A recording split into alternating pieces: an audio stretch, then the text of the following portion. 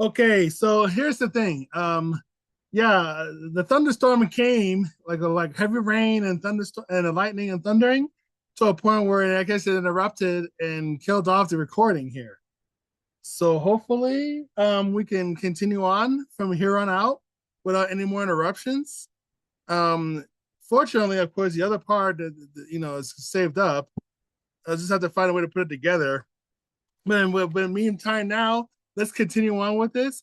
I'm going to start all over as far as this segment is concerned, but then we're to keep on moving forward from here. So here we go. Judy, note, do we have a problem with our legal system protecting children? In 1960s to 1970s congressional hearings, the CIA was found to be torturing and killing children in their MK Ultra mind control program that was grounded in satanic child sacrifice rites. The evidence was destroyed and MK Ultra was said to be shut down, but wasn't. No one was ever further investigated nor prosecuted. Since 2015, the McDonald's restaurant franchise chain in Japan was found to be serving human meat of children in their hamburgers. The meat came from a central plant in the U.S. Ugh. A subsequent investigation found various mixtures of DNA in the meat presently being served across the world. Evidence has been erased from the internet. No one has ever been charged or prosecuted. And like I was saying earlier, before, like I said, I got interrupted by the thunderstorm, which is not a bad thing, don't get me wrong. But here's the thing. Obviously, if they're finding something like this in Japan, I guarantee you they're finding way more here in the United States and around the world. I mean, you cannot make this stuff up. And that's what's going on. I mean, this is what this whole trafficking has been about too. See, now they're trying to feed people the human meat, to try to make us cannibals, but they're trying to lower our frequency to do stuff like this.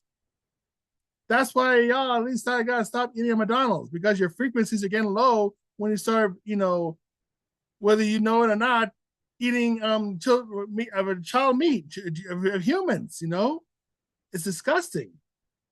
I mean, it's bad enough if you want to eat cows and everything, but if you can at least, it would be healthier to do that. But the humans, oh my goodness, I mean, seriously. I mean, we've got to really, and if you want to continue eating at McDonald's, at least start to demand, that they start to really check their meats and so forth, and that's the idea. So that's what's been going on at McDonald's, and McDonald's food chains have been closing all around the world, especially here in the U.S., from Walmart to different other types of places that are also has franchises. So let's continue on with the updates. And like I said, this is one of the main things about McDonald's right here. We've got to start, really figuring out why, they're serving these things on silver. Like I said before, they're trying to deep state the pharmaceuticals, the food industries. They're trying to lower people's frequencies in one way or another. They're trying to destroy you. They're trying to control. And I mean, a healthy population is really hard to control. It truly is. Under the Biden administration, at least 40 minors gave sworn statements to the FBI that Jeffrey Epstein raped and trafficked them. The line prosecutor wrote in an 82-page memo recommending charges. Alex Acosta declined and signed a non-prosecution deal. He was later confirmed as labor secretary. Catholic Charities took $1.4 billion in taxpayer funds to process migrant children while skipping background checks for adult sponsors. There were over 50,000 who went missing under their watch. They stopped vetting. It didn't matter who picked the kids up. The Vatican was known to be running an international child sex trafficking ring. Britney Spears has accused Oprah Winfrey of operating an international trafficking network that funnels young stars to the global elite for millions. She herself was trafficked to hundreds of stars under Winfrey direction. Where is the investigation, charges, and prosecution? It all began long ago. In 1892, a man named Ronald McDonald traveled through county fairs in the American Midwest. He called his tent the Happy Meal. Entry was free for children, and each received a small red box with bread, cold meat, a wooden toy, and a card saying, "Eat up, come back tomorrow." Children came out of the tent pale, silent, and disturbed. Some didn't eat for days. Some never spoke again.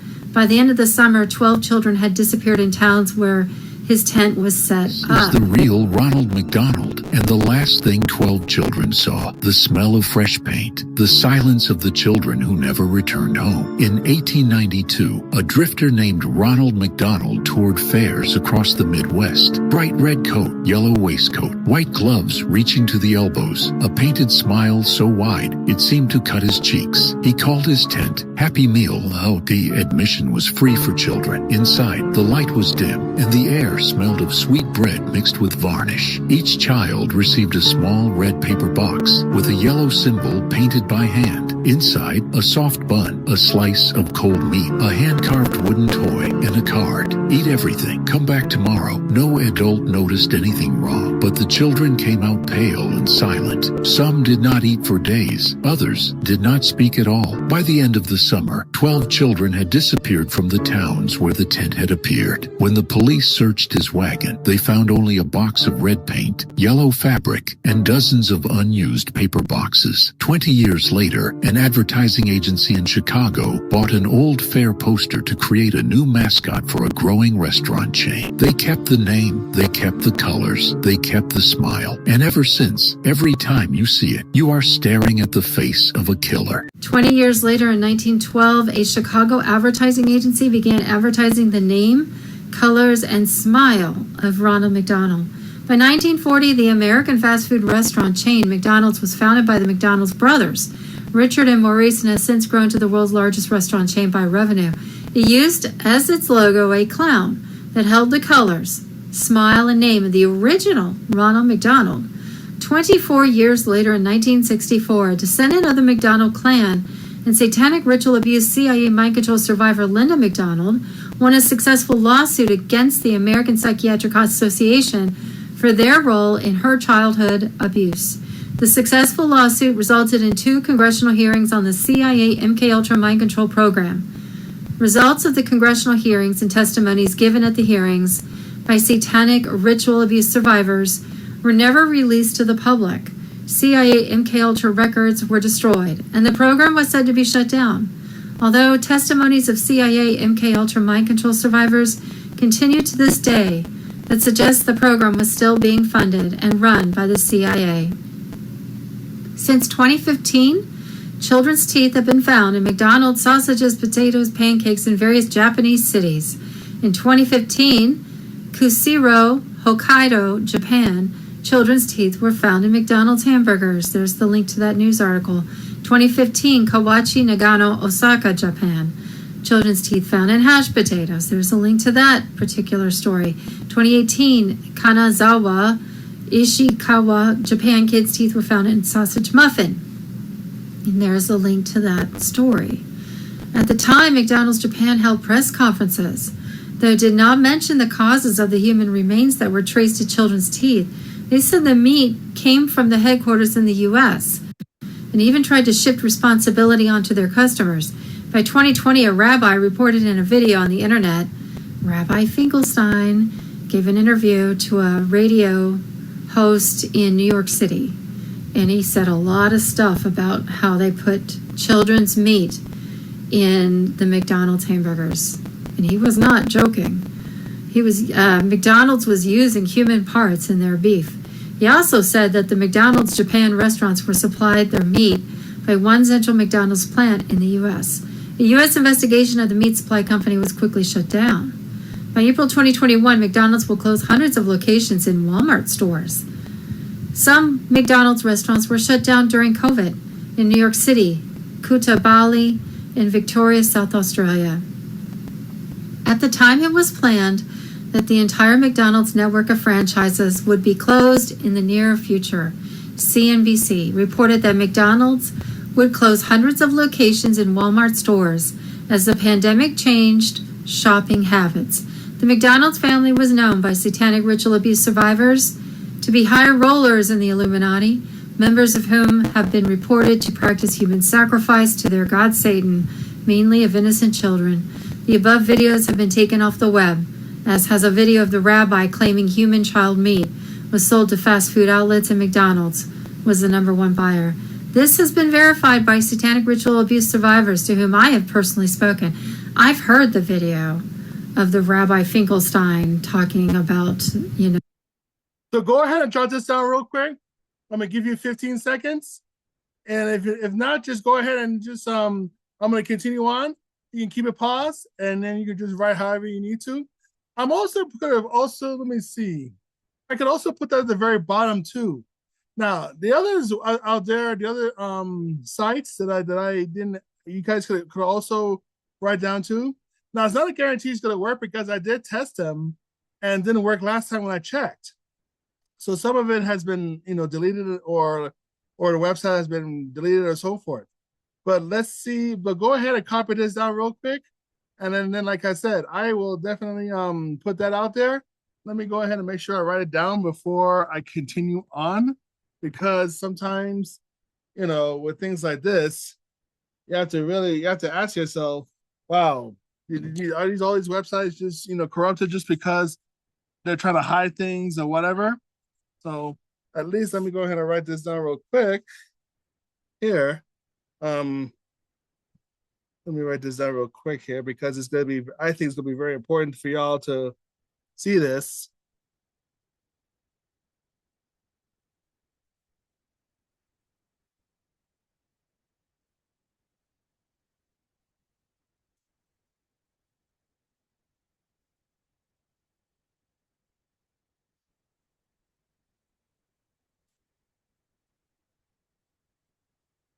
Sorry, I'm just taking some notes here real quick before I continue.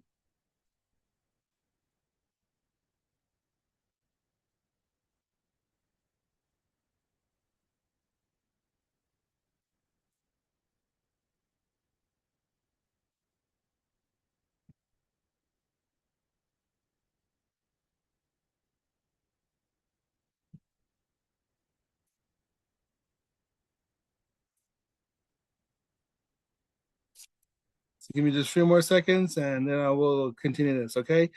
I'm also gonna have this at the bottom too. I'm thinking about really putting this at the very bottom.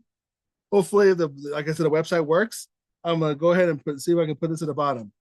If you don't see the website at the bottom, that means more likely it's not working. Just to kind of let you guys know. So, all right, right now we're just gonna continue on with this, okay? So here we go. Putting human child remains in the hamburgers at McDonald's. The Rabbi video was replaced by this one below, claiming the Rabbi video was fake. No, it's been around for a long time, that video.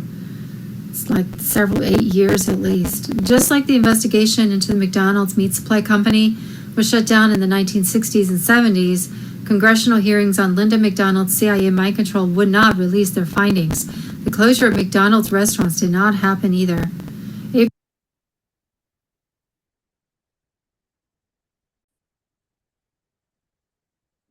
Mind control would not release their findings.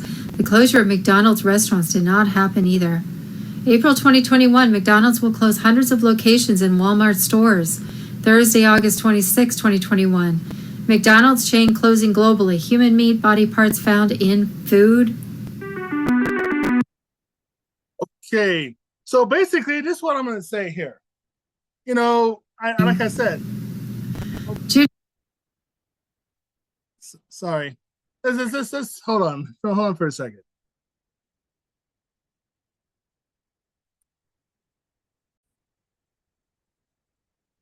Okay, so before I continue with the Red Shoe Club situation here, like I said, there's going to be a point where you guys are going to have to really see things as they are and see the truth behind all this. Now, you guys can do your own research. Don't get me wrong. Go ahead and do your own research with all this. That's why I'm going to have some of the stuff at the bottom, some of the sources here at the bottom, so that way you can also do your own research. That's the idea. And at the same time, I'm going to be honest with you. There are going to be some habits and certain things that you guys are going to have to start changing if you guys will want to start having healthier lives and things like that. Healthier mind, healthier body, healthier spirits, and things of the sorts. Heart and soul too as well. I mean, that's the idea. And also, financial, will also be healed as well due to this. And because right now you're feeding all kinds of stuff and you have kinds of meats and so forth, especially human meat, And then on top of it, you're going to have parasites and different other things that you're going to have in your inside and out. And that's the idea. And you guys may want to, some of y'all, I know some of y'all may want to change, but there's others that are going to be defiant and want to stay ignorant or want to, because you guys don't like the truth, or you guys want to keep eating the kind of things you're eating because that's what you're used to. Some of y'all may do this to defy Trump or defy RFK Jr., Robert Kennedy Jr., Robert F. Kennedy Jr., or you can even do it just to defy or go against Bear Rainbow. Or something like that. But at the end of the day, we all have to make a decision on what's best for our bodies, And like I said before, I'm putting this information out there. It is up to you to figure out what you want. But let's be honest, McDonald's has not been, serving you the best. They're about profit at this point. They've been about profit for so many years. And they've been doing, Hollywood and they've been with the Hollywood elite. That's what they've been about for quite some time. And now you're finding out that the actual Ronald McDonald was a killer of children, a rapist, human trafficker, the whole works. And I wouldn't be surprised if he was a cannibal either from that point on. It's not what they all know. See, sometimes it's not what people always say. Most of the time or not, it's what people don't say that really tells a tale, that makes everything loud and clear. So you have to really be, have to be sharp, in your consciousness, to see through all this. It's not always what they say, but it's also what they don't say that speaks volumes. So, like I said, at some point, you guys are going to have to really do your own research and really figure out, what kind of meat you have and things like that. Maybe one of these days, maybe you should get a meat or buy some McDonald's or some fries or whatever, and simply experiment. Because I knew this one particular young man who was he's now, he's a young man. He's actually a man now, but he was actually 11 years old. This was back in 2015, if I'm not mistaken. Yeah, 2015. Him and his mom I had him lunch with him and the family and various other people at the college at the college in northern New Mexico. And he basically, this boy, he was 11 years old. He was telling me about fries that he took to McDonald's fries, and he actually had it without the fries. In other words, he did not eat any of the fries. He just kind of put it on a display in a jar somewhere without and of course, uncovering the jar and things like that. And he basically saw about maybe after 5, 6, or up to 7 days, those French fries turned into crystals. There's these crystals that started growing out of these fries, not mold, but crystals, almost like those crystal types of stuff that either or what do we call it, like a graphene oxide type of crystals, things like the sorts.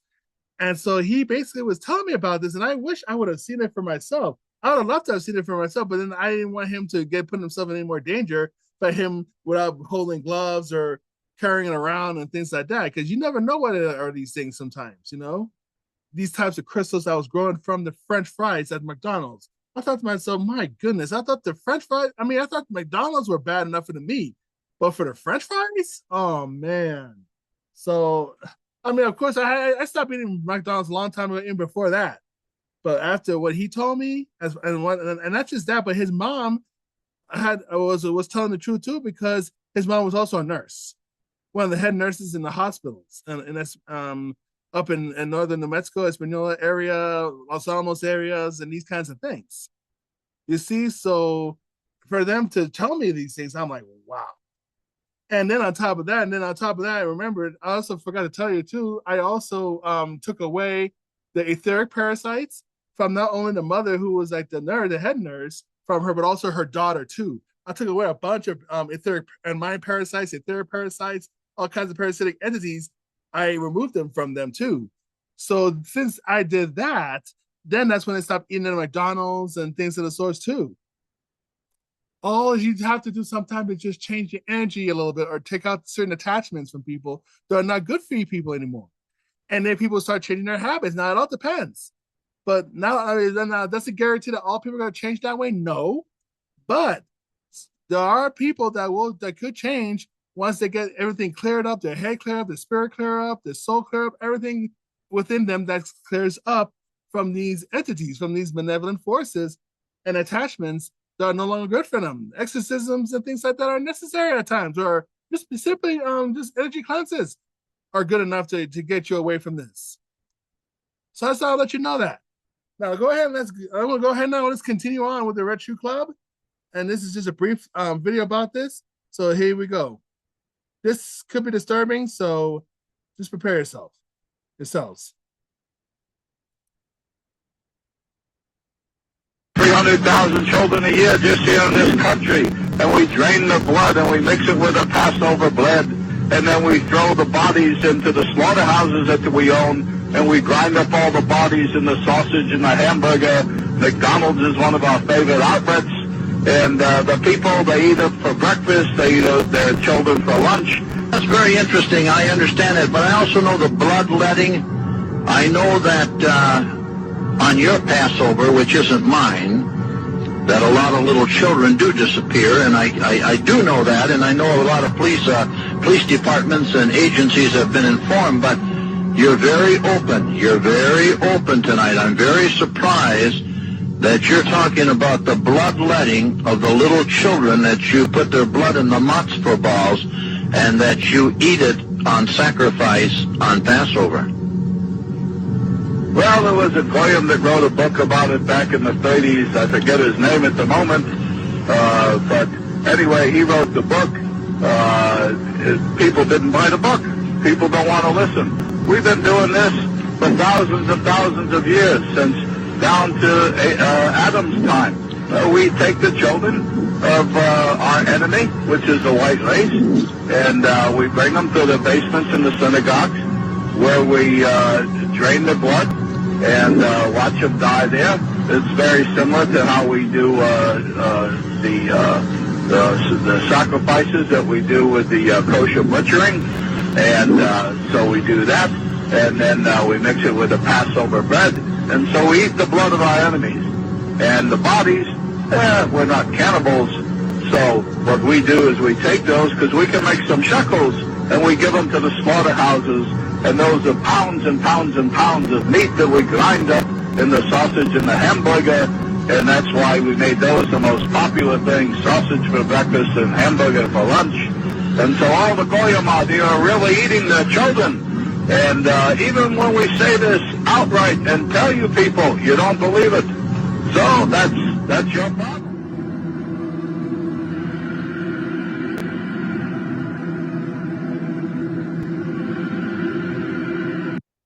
See that? Truth never sleeps. Exactly. And look what's behind it, the vampire. That's because the people are doing all this are vampires. They're parasitic entities. That's what they are. Not just energetically, but physically and various other levels too. You guys have got to get that. There's a certain vampirism called, there's certain types of levels of vampirism, and there's some things called the corporate vampirism, a corporate vampire. That's where the corporations start, doing the stuff that they do in order to not only make profit off of people, but they also want to find ways to make profit in ways of how to hurt people too, and take advantage of people in ways that most people, everyday people, can't conceive of. And that's the thing. And here's the thing: people have got to start realizing that this evil is not something that you guys would do. And you guys have got to stop projecting what you would do or what you wouldn't do. Because, like, for instance, I know some of y'all be like, why would they do something like that? They wouldn't do something like that. Why would they do something like that? No. Why would you not do something like that? You're not doing it that way. See, that's something that you guys started thinking, well, they won't do something like that. No, you wouldn't do something like that. These people have been doing this for thousands of years, just like what this man said. They've been doing this for thousands of years. During the wars, the Crusades, the whole works. The Vlad the Impaler. I mean, this has gone real down. Not just, some people are talking, well, that's all the reptilian stuff. But reptilians and vampires are two different entities, and you got entities that do eat meat too, eat human meat, just like how we eat cow meat and so forth. At least the humans do anyway. I stopped eating cow meat and all that a long time ago. Now, granted, I still eat some fish now, even now and then.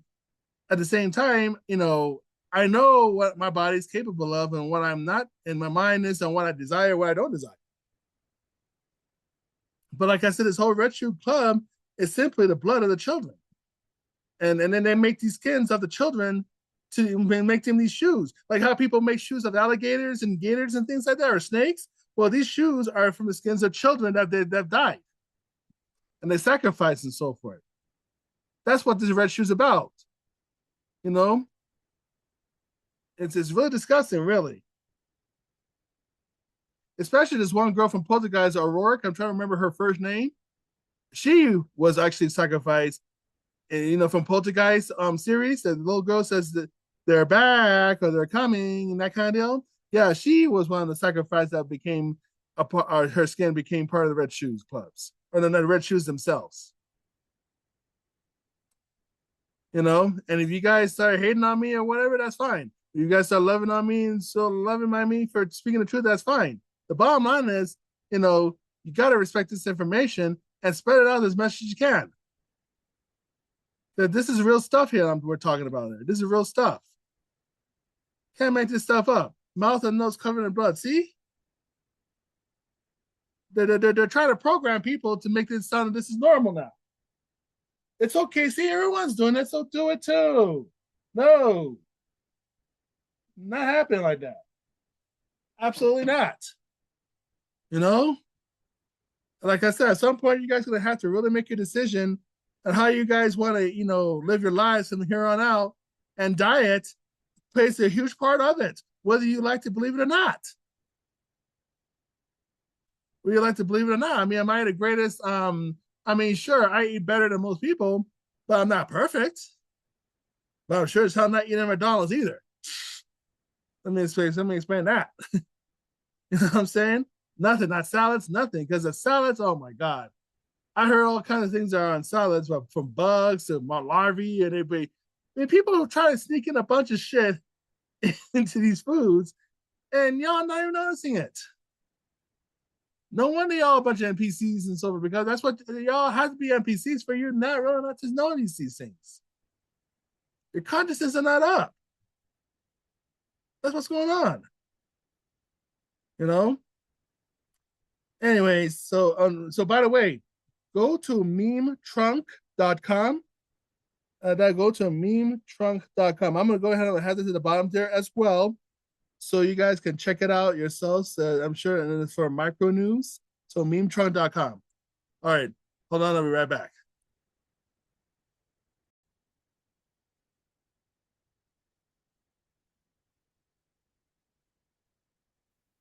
Okay, so this is Heather O'Rourke here from 1975 to 1988, right here. She was sacrificed. A lot of people thought she died of cancer and different things like that. And no, she did not die of cancer and things like that. She was sacrificed. So, and that's the idea. And that's what's been going on with this. See? So, yeah. So I just want to let you know that's Heather O'Rourke. Heather Michelle O'Rourke. So Michelle did pop to my mind. But I wanted to make sure I really had it accurate. So it's Heather Michelle O'Rourke. So I did have it right for the middle name. I just thought it was I wasn't sure if it was her first name or not. But we got it now. So Heather Michelle O'Rourke is who she is, who she was. And she was the one that got sacrificed and became part of the Red Shoes that they've created. It's so disturbing. It really is. Hollywood, it's just done a lot of our children dirty, and this needs to be exposed. This needs to come out. And that's the idea. And so that's kind of what I'm saying here. So, right. You see, so that's the idea. So she was an actress that played all three movies in the Poltergeist, and now she's gone. She's been gone for many years now. And all of a sudden she died. Now, of course, don't be surprised that Steven Spielberg had a lot to do with that death, since he's one of the people that's been on the Jeffrey Epstein list and been the ones that really been part of the problem in so many ways, And And this is something that Hollywood and mainstream fake news media want to keep hidden from us. Well, it's all coming out now. It's all coming out now. You know? And we're going to have justice at some point for people like her and other children too around the world who've been sacrificed and so forth throughout many centuries. I'll be right back.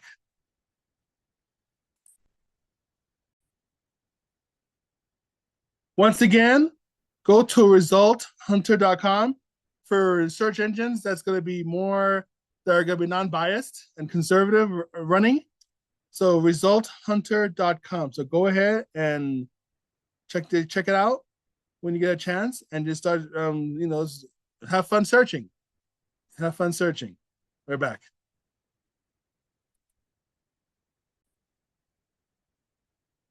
Okay, so now we're gonna really start talking about this whole Karmelo Anthony, Austin Metcalf situation, the guilty verdict of Karmelo. I'm gonna say the brief background real quick. Now last year or so, there was a track meet that went on in Texas. And they basically, Karmelo Anthony was in the wrong place at the wrong time. I guess he was in some other place where he wasn't welcomed, or he wasn't allowed to be there, or whatever the case. And so Austin Metcalf, of course, along with his twin brother, told him to leave, meaning Karmelo Anthony. He's not allowed there. Go there, leave. Now, I don't know the history of those two, or the history of, maybe it was a rival schools or something like that.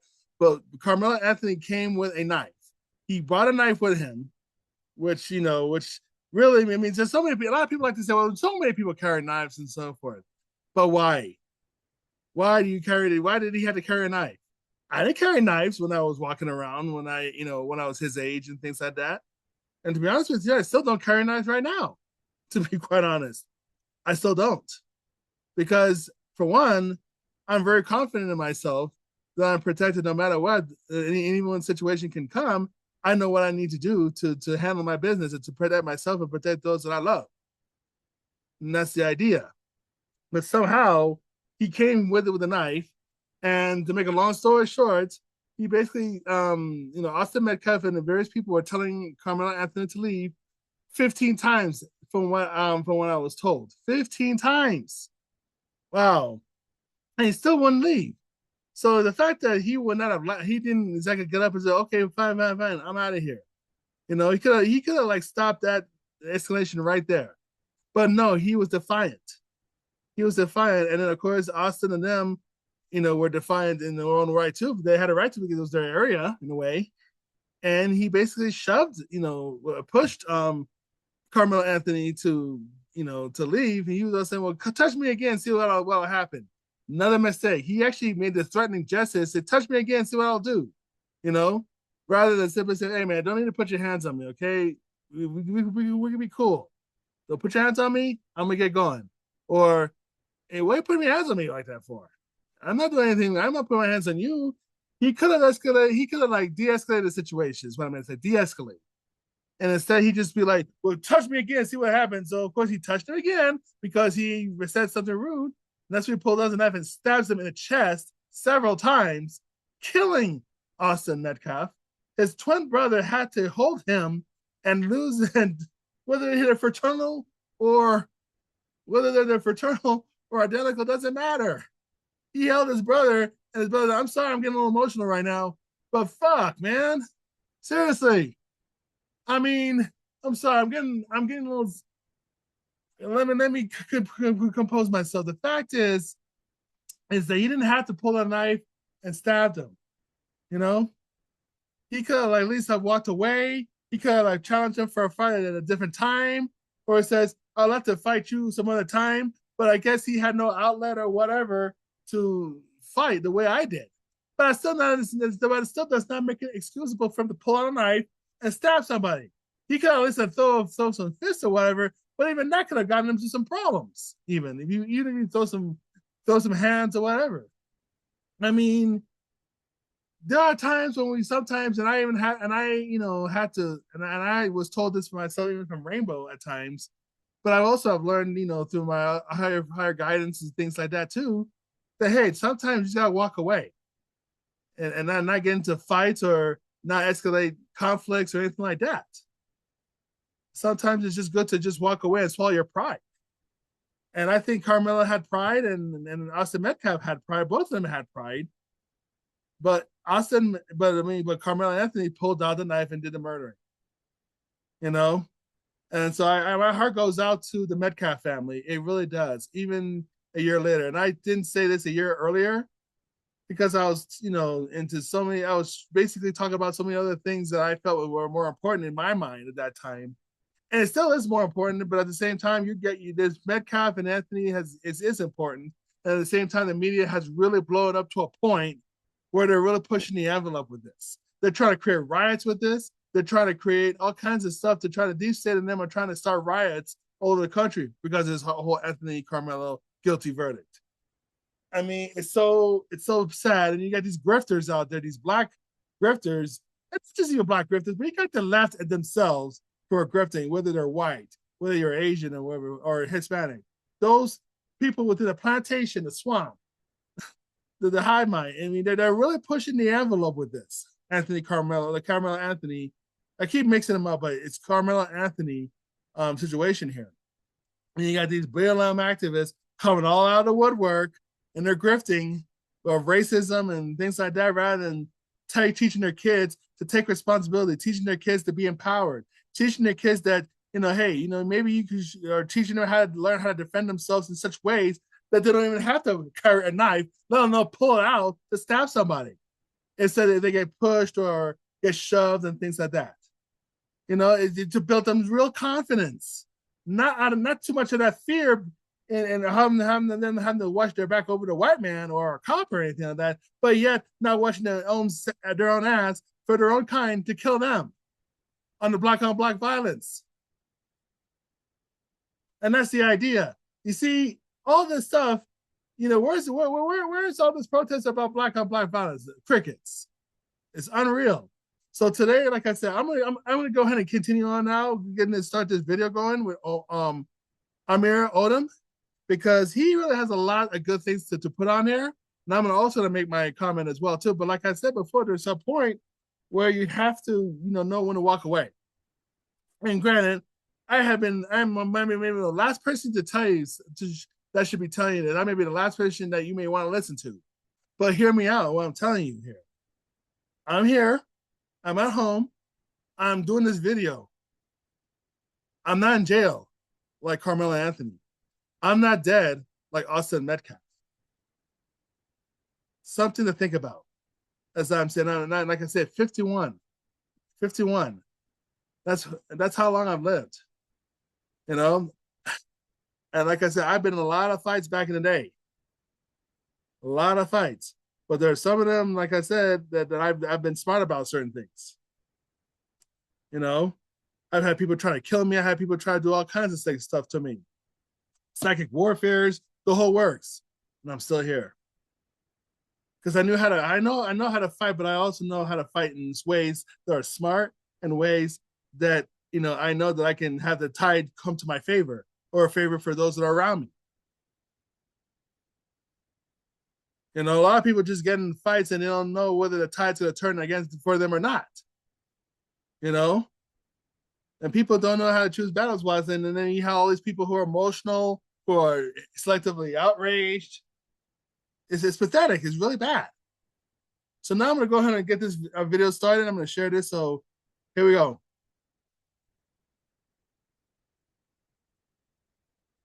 Jury found him guilty of murder. What do you want us to do? If the black population in America put that much passion in black on black crime, a lot of our problems would be resolved. Thank you. That's what Karmelo was doing. Protecting his motherfucking.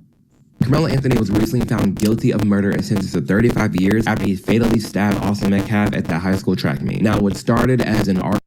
Like I said before, I was in high school just like these guys were like 30 or so years ago now. 30 or so years ago, I was just their age. And like I said, I'm not gonna try to throw stones too much because I was like these too. I was a hothead. I was getting to be hot to trot type of guy, meaning I was raising, you know, girls were starting to like me or starting to at least see me as a certain entity.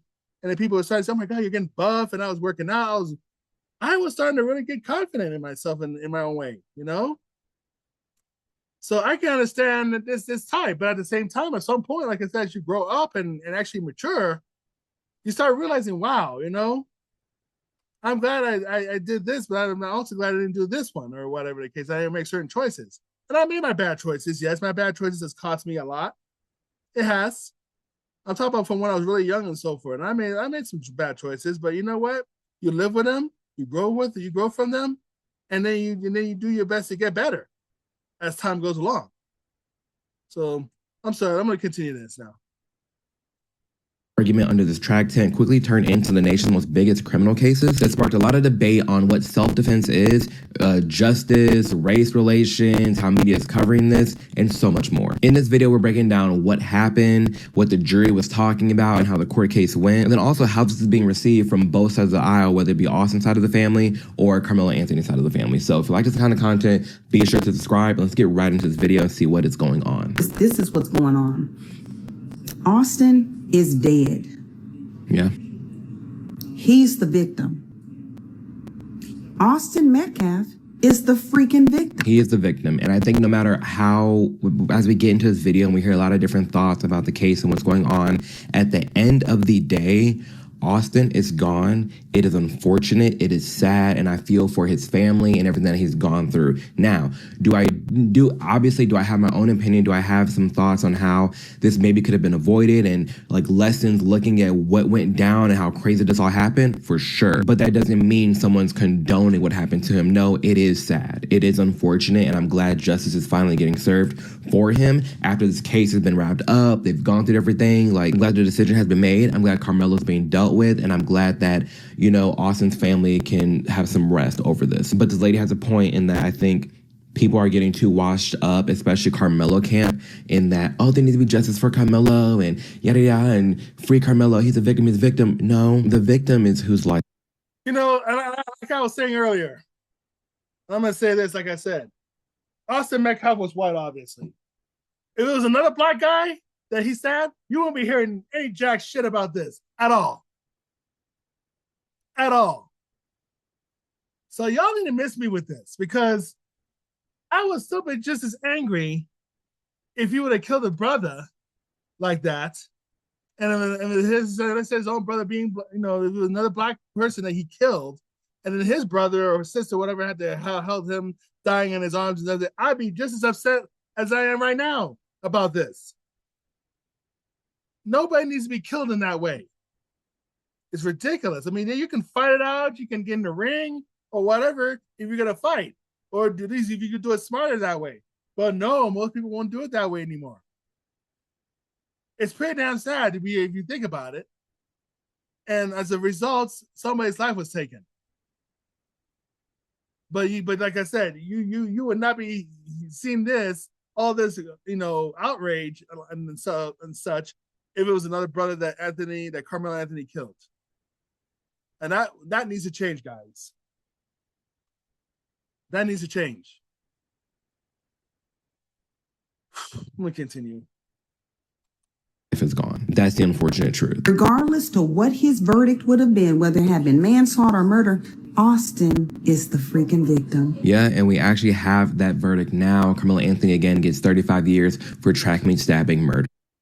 I'm glad. Karmelo Anthony, I'm sorry, but it serves him right. You know, he did the action, nice guy did the time. He did the crime, nice guy did the time. And I don't care what y'all, you allies, you leftist ally freaks, you strange creatures, all y'all who are down with this guy, you can go fuck yourselves too, each and every one of y'all. Because, you know, obviously you people don't know nothing about real fighting. You know, nothing about how life works. You know, if you're down with this man, go fuck yourselves. I'm sorry to have to say it that way. No matter if you're black, no matter you're white, no matter you're Martian, what the fuck? Venetian, reptilian, what the fuck? I'm sorry, I need to calm down because now it's starting to get me heat up. It's bringing me back a lot of memories, so you got to forgive me on that. but at the same time, I gotta speak out in this way. Because I was right there with them at that time. I mean, not with Metcalf and Anthony, but I was right. I was kind of like these guys in that way. What it says here, a Texas jury found 19-year-old Karmelo Anthony guilty of murdering 17-year-old Austin Metcalf in a fatal stabbing at a high school track meet in 2025.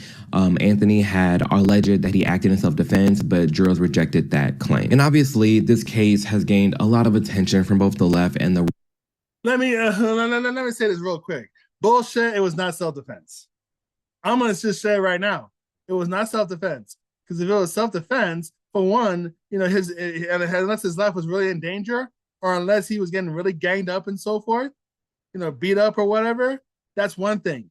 But he had an opportunity to leave. He had an opportunity to leave on his own power, on his own merit. And he did not do that. He did not take that merit. He did not take that time and as far as, that moment to say, okay, I'm gone. I'm out of here. There's times you just got to walk away. Or just simply say, you know what? Okay, I'll walk away from you, but at some point you're not going to fight. If you really want to go there that way, go that route. But most of the time, just walk away. I mean, even fighting at this point is just not worth it anymore, because unless, like I said, you're trying to fight, people try to get at you or whatever the case, that's one thing. But there's ways you can defend yourself without, or at least stand your ground without having to be threatening so much to a point where a fight escalates. And that's the thing that people got to start learning about. I'm going to continue. Right. And if you want to not be clouded in all that noise and you're someone who just wants to get the news for what it is, see what's happened and dip, then I highly recommend you check out today's sponsor, Ground News, which is exactly what they equip.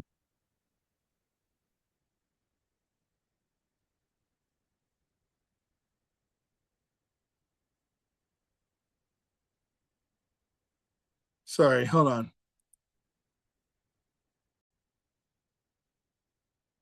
All right, now we're going to continue on. So here we go. It was good to hear some of the men say, you know what? This is sad for both families. Yeah. For both families. It is so freaking tragic. If we don't learn anything else from this situation, teach your children to walk away. Yes. Teach them to walk away. Teach them that you don't know if you're going to send somebody else over the edge. That part. I'm not condoning what Karmelo did at all. What I am saying is that when it comes to the year 2026, well, back then, 2025, when it comes to how crazy we've seen people are on social media, how delusional people are, how quick, unfortunately, how quick people are to snap, you never know what the hell somebody going through, how crazy they are. Again, not condoning it, but just saying, telling your friends and family, like, hey, just walk away. And remember this too, with this culture these days of left-wing violence that's gone all over the country, you would think that, people would not snap because of the fact that they're seeing it, and they're seeing so many of these leftards out there that are committing these violence, from Antifa to BLM and all kinds of other groups of people, MS-13 and all them guys. You don't think that these people are going to say, oh, well, that looks like a good idea. I could do this too. You're putting all that stuff out to young people. And then they're getting violent because they're seeing all adults doing the same thing. So what do you expect was going to happen? We are in the culture of a lot of these extreme violence. And don't get me wrong, and I'm going to say this too, if the right start getting radicalized and start getting violent, you can forget about it. It's still a war, but it's not even too far behind in this country. We need to really start taking this thing very seriously. That's why I'm doing this today. And I should have done, like I said, took it more seriously last year, but I'm taking it seriously right now. Not that I never really took it seriously. I mean, I felt for it then, but I did not really raise my concerns talking about it now because people are acting up. And that's the idea. Some of these battles are not worth it.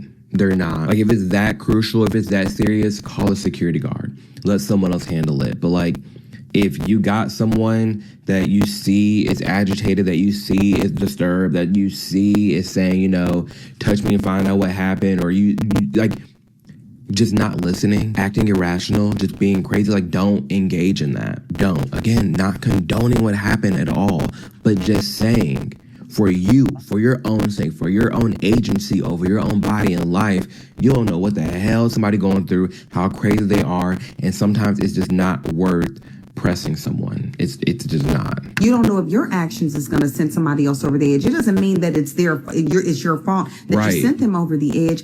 I'm just saying that we got to keep our hands to ourselves. We got to have self-control. That's on both sides. Crazy part about it is all the black people upset about this case.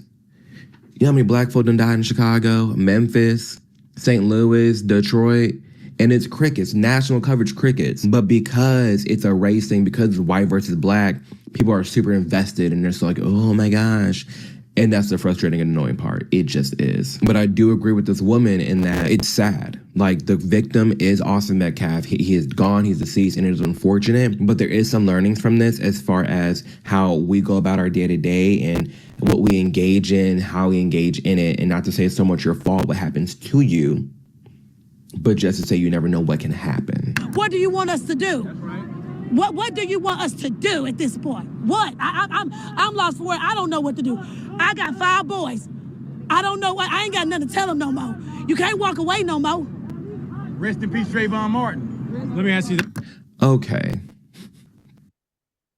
The brother speak first before I have something to say. Rest in peace, Trayvon Martin. Nigga, rest in peace to all the black folk that been dying every day, day in and day out by our own kin. Make that make sense. And this Exactly. Let me continue. Sorry. I'm talking about, I feel for their emotions. I do, because I was out there 2016, 2017, crying in the streets of BLM. Their emotions are real. They genuinely feel this way. So I can see it, but at the same time, it's not realistic to be this hyper emotional and have these kind of thoughts. It's not. It's delusion. I was there. I was delusional. Once again, social media, the legacy mainstream media, the deep state, the manipulation of the systems and the institutions have all played part of this too. We're getting people's emotions riled up because they didn't have any mastery over their own emotions and themselves to begin with. Think about that for a second. And then her mom was like, well, I don't know what I'm going to do. What am I supposed to do? Well, for one, you should have been a real mother and actually raise your child and children properly. But it's not too late for you to start, teaching your kids, hey, you can walk away, teach your kids, get your kids into some sports or martial arts and things like that to keep them occupied. You can tell these kids to get more confident. You don't have to fear the white man so much. Be cautious, but don't be fearing the white man to a point where you start, acting up and things of the sort, or acting disrespectful towards the police. You can teach people how to be respectful. But in order for that to happen, you got to start developing a sense of respect for yourself and for other people too, ma'am. And for you too, my nigga, that's the one that says, oh, rest in peace, Trayvon Martin. Get the fuck out of here. You got these black men, and especially black men, who are dying almost every goddamn day in the blue fucking cities run by demon rats. Meaning Democrats and the demon rat dipshits and everything else too. And you're gonna try to sit there and tell us about, oh, what am I supposed to do and everything else too? How about you also try to find a way to actually work together to a point where you don't have a black on black crimes and violence and things like that? How about you try teaching your children to how to love your brother, but also be very careful and be cautious about your own brothers and sisters too, who are out to eat each other up. And not to be manipulated, to think first before these kinds of things. I mean, these kinds of things is just something that, you need to encourage people to read more. You need to encourage people to, develop a certain consciousness, spirituality, even if it's only straight up Christianity, or how to work with Jesus, the forces, and how to pray to God and things like that. I mean, these kind of things are helpful too. Get a good education, learn finances, these kinds of things. Rather than always trying to find ways to either get into basketball Now, which is not a bad thing, or in the sports or anything, or just simply or try to drug deal. Or rap or whatever. You can find other things that are different for yourself that are actually for them to really grow as people. But at some point, you guys are going to have to get out of your own way. And that's been your problem within the Black community. And any community for that matter, too. Well, especially within the Black community. That's why we keep fighting with each other. And now we're seeing the same thing happen to all different communities, too. Now they're starting to fight each other, taking a mantle from the Black community. It's nuts, really. It really is. What am I going to tell my boys? I got 4 or 5 boys. What am I going to tell them? You tell them to act like a rational human being. You tell them not to stab somebody just because someone pushed you or shoved you, or you're just because you're fighting somebody, you don't stab immediately. You tell them to listen to orders. You tell them to behave. You tell them to be upstanding, good men in society. What you don't tell them is to be a victim. Don't tell them the white man's after them. Don't tell them they're going to be another statistic. No. Empower them to be good people and they will be fine. Karmelo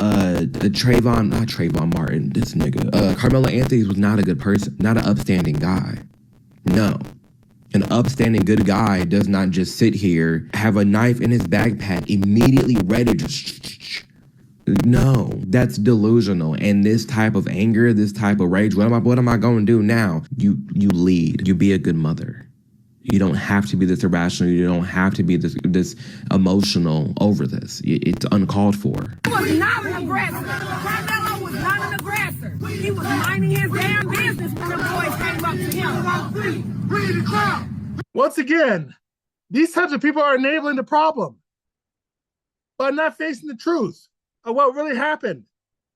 He was minding his own business. He was actually getting anyone else's business but his own. What are you talking about? What are you talking about? Really? He was in someone else's space. So he was not minding his own business. He was in someone else's business. That's why Austin Metcalf and them were telling him to get the fuck out. Oh my God, the delusion is just unreal, man. Wow. These people are delusional. They like to think they're right all the time. No. Facts be damned with these people like that. That's why. Oh my God, the leftist ideology is just so. Wow. It's astonishing, really. Minding his business in an area he was repeatedly asked to leave. So if I'm somewhere I'm not supposed to be and I'm repeatedly being told to leave and I'm not leaving, I can be seen as an aggressor by even just being there. So I'm not supposed to be there. You're already breaking the rule, you know? So there's another side to that. Now, that whole touch and find out what happened and how the fighting gets to starting, that's another conversation. But at the end of the day, the man was where he wasn't supposed to be. If the Black population in America put that much passion into Black-on-Black crime, a lot of our problems would be resolved. Thank you. Exactly. My point made. Premeditated. Touch me and see what happens. That's what Karmelo said to Austin, and then proceeds to reach into his backpack. And it's so funny, too, not this case, but in Black culture, the term touch me and see what happens, it's apparent it can be taken 2 ways. It is apparent because I hear that. I hear if a YN comes up to me or I'm walking up to a YN and he's like, touch me and see what happened, I'm running. And it is in a sense, it is premeditated in that they are ready to act once you say that, but it's also like a free warning in a way. It's also like a get the hell up out of Dodge, unfortunately. Not defending it, he's still batshit crazy. I'm glad the nigga in jail, but there is that other angle. If we spent more time reading the facts instead of sticking together, a lot would be resolved. A lot. And let's just state the obvious. Who brings a knife to a track meet? I will say, also, to that point, I'm just sharing my perspective, y'all. We just talking. You're always gonna get my raw opinion. I know it's gonna make you happy. You're not here to subscribe to me because you think 100% like me. You're here to subscribe to me because I have different thoughts. You're hearing my commentary. Anyways, I know a lot of people with knives in high school. I don't know if that's just like a Southern thing, being in the South, but everybody had a little pocket knife. Did y'all? I don't know. The whole him having a knife thing, I wasn't too shocked by that. Because I was like, oh, I knew plenty of guys who had the little switchblades in their backpacks. Plenty. Shit, I know plenty of guys who carry a lot of other types of weapons too. From daggers, knives, some of them even carry machetes around back in California where I was from. Some people carry hammers, all kinds of craziness. They didn't care. You got dudes in dresses that were carrying hammers and shit like that. I mean, nah. That's the kind of stuff I experienced. But I still didn't carry knives. All I carried was my wits and my abilities. Especially when I was still developing at the time. Those skills and so forth. But eventually I learned, to choose battles wisely as well. And that's what it's about, choosing your battles wisely. As Black, these BLM supporters would not be batting an eye or clapping their hands in their virtue signaling anger. That's true. This woman, like so many others, are blinded by color. We will not advance until accountability is a top priority. Accountability does need to be a top priority, and it is unfortunate how, again, like I said in the beginning of this video, if it was black on black, we wouldn't have been hearing about it. The only reason we're hearing about this is because it's a white dude. When it's black on white crime, we always hear about it. Always. And it's unfortunate. I hate that that's the case. I do. And I do wish that black people took this amount of energy, this amount of anger, this amount of visceral reaction into our own communities, into our own hoods, into our own streets to fix that up. But it's easier to play the victim. It's easier to cry wolf. It's easier to complain. It's not. And that's what the Democratic plantation has always done. Program people to play the victim. Just like what Amir said. The sooner we burn the plantation, the better. Burn the plantation. That easy. It does take some grit. It does take some self-will to power through and destruct your worldview and be challenging and grow and prosper. It takes a lot of work. And unfortunately, this society rewards mediocrity. It does. It rewards people being complacent. It rewards people. Well, I ain't gonna lie. Pause. If you put in the hard work, it rewards you. It does. Hello. But what I'm saying is, like, more so culture and society rewards. It's easier to fall into this victimhood trap, right? If you're just being like an NPC. If you're being someone who just doesn't care, who's just like following the masses. Or just or taking the ideology of the plantation or the Democrat syndicate ideology. That's what he's talking about. That part's easy. Here are the reasons I think that the Karmelo Anthony jury found him guilty of murder. Number one, provocation. I think that the prosecutor did a good job of saying that Karmelo is the one that provoked the physical contact. That Austin was just talking, and then Karmelo, by saying, touch me, you'll see what happens. Touch me, see what happens. That provoked Anthony. Yeah. But this is why, in some ways, having a jury with black folks in it would have helped. Because everybody knows that when you say, touch me and see what happens, at least black folk, I don't know. I don't have white kids, so I don't know. But I'm a mom of black kids, an 18-year-old boy. And I'm telling you, if you say touch me and see what happens, you don't want the person to touch you. That's not your goal. You're not trying to provoke the touching. Okay. This goes into what I was talking about and how like there is this different point of view that can be taken from the phrase touch me and see what happens. There's one camp of people that sees that as a threat, as a like, come on and do it so I can harm you. Go on and do it so I can give you the answer, right? Then there's this other perspective and like you're trying to mind your peace. You're saying this as like a cat, like get away from me, like touch me and see what happens, like please, like I don't want to do this, but please.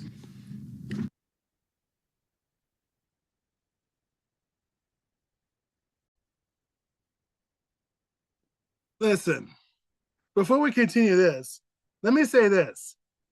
Now, this second part where he was talking about how a cat, either hiss or have a claw out, like, hey, don't get me near me in that state. There's a way you can still do that, stand your ground without having to be acting up to a point, oh, touch me and see what'll happen. rather than using those words, touch me and see what'll happen, you can, like, you know, when you let's say someone push you, you're like, hey, whoa, chill out, man. Don't you even want to have to do this now? That's one way you can do it. Don't you know, let's not do this, okay? Or I'm not here for this. Let's not do this. I was like, whoa, hold on. Don't shove me like that now. Come on. We don't need to escalate this any further.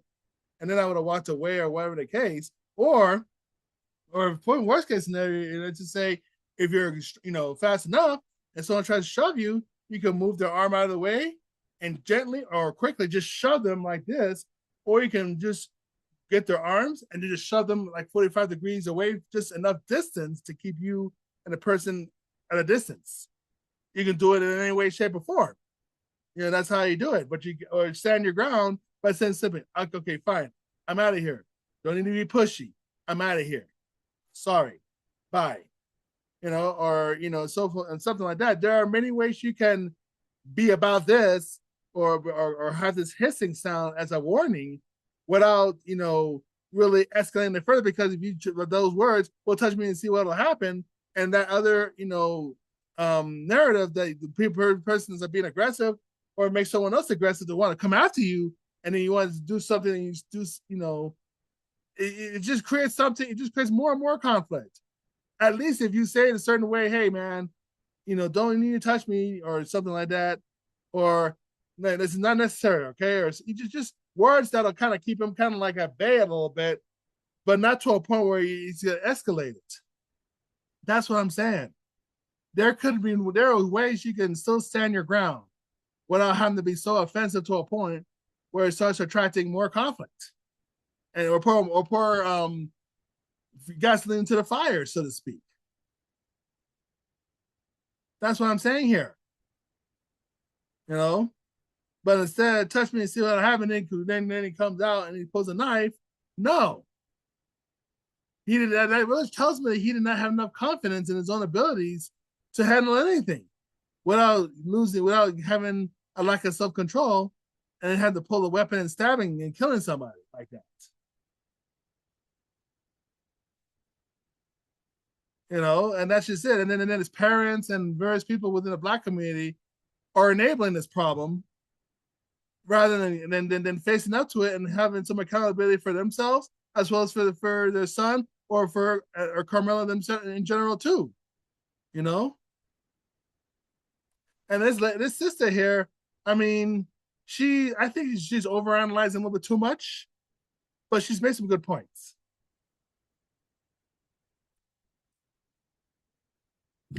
That's why I'm giving this perspective. That is why we see this sharp like clash between the blacks and the whites. It seems like on that statement alone, because of maybe different cultural things growing up, different wording. I don't know. It's like she's a lawyer. What she's saying too, I don't know.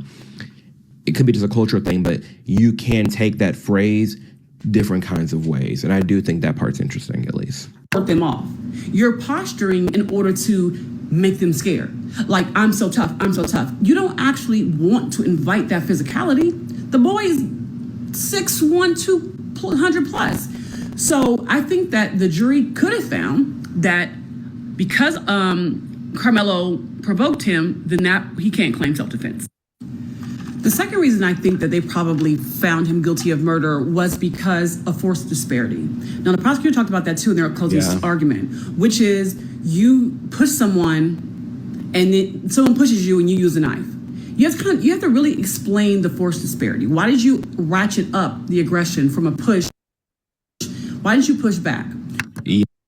Basically, like I was telling you earlier, you know, there's many ways you can stand your ground without having to level up that aggression. Like I said before, if you push back, let's just say, you know, it'd be like, you know, hey man, get off me, or it'd be like, no, you ain't, stay back, you know, I'm gonna get going now, stay back. You can at least have have moved, or you can at least even move out of the way and make him push air. And it's like, you know, there was nothing to push. That's kind of what she's saying, and that's what I've been explaining the whole time. Let's hear one more what she has to say. Yeah, Like, you can't, just because you get shoved doesn't mean you stab or you shoot somebody. That's not how you respond. You have to have a clear cut. Like, maybe, okay, if there was a scenario where they got to fighting and then Austin was choking Karmelo out and Karmelo was like about to pass out or something, he like reached out and just like was swinging his hand around with the knife, then there's conversation, right? If like your life is clearly being threatened, boom. But in this case, it wasn't. Like, what? You responded to a shove with the shank? That's not realistic. You can't do that. They could have also thought that he was not reasonable in his belief of imminent danger. Okay, they could have thought that's not reasonable. The guy just shoved you. Why would you think you're going to have substantial injury or death?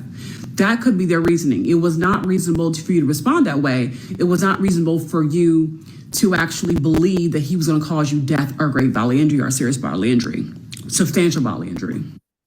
But believing that he acted unreasonably is not really a cure for the manslaughter charge, right? Because under manslaughter, if you had a sincere belief in your danger, yet you acted unreasonably, you can be found guilty of manslaughter, not murder. But the onus is on the defense to actually prove his fear was sincere.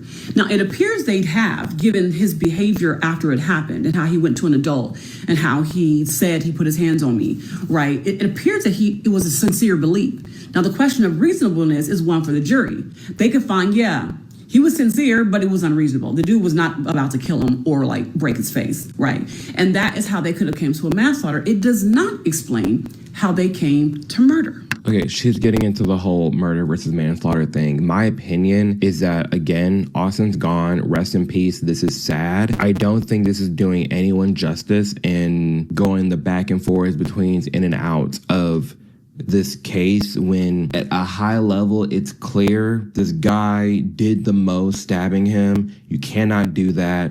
Someone's dead. He's in jail for a long time. We're good. Like exactly what he's saying. There's no point in all that speculation and all this riff-raffing going on here. There really isn't at this point. He's right. Metcalf is dead. Anthony's in jail. You know? But once again, you get these activists, you get these grifters out there that just can't seem to let shit go. And neither can the media, neither can Deep State. With the, like I said, trying to create another group of riots and things like that. To not only destroy Donald J. Trump, our president, and also destroy the MAGA movement and everything else too. And destroy this whole nation as well.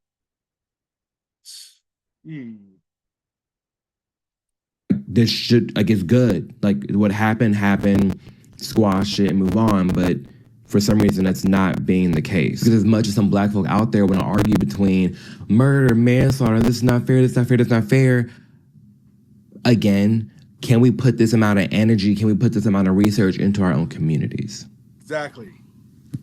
Nothing's consistent. Tell our kids the truth, that this is a racist ass country. You gotta tell them the truth. Who don't get stop that cool ass shit? Don't nobody want to hear about what we do to each other. We talk about what they doing to us. White folks kill white. Once again, the lack of accountability. The fact that she's not willing to face the reality of her situation of the black community, of black on black crimes and things like that. Oh, why are you trying to call us out and try to call us about it? No, it's about you white folks. See? You see the projection they're doing? I'm not saying that the white people and killing other people and so forth wasn't real or anything like that. But let's not sugarcoat it, and let's keep it for real. That there have been more black people killing each other than white people killing blacks, or even white people even killing each other even. So let's stop with the foolishness. That's why I mean, that's $1 million picture right there between this woman. I mean, come on. The lack of accountability is crazy, because it's exactly what has been going on.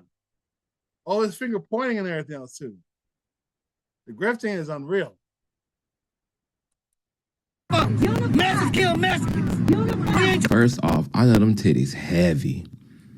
Yeah, they are heavy, huh? Damn, is her ass heavy too? To match up these tits? I mean, fuck. Wow. Hey, I mean, listen, if my consciousness was any lower, ooh, I'm sorry. Let me get back.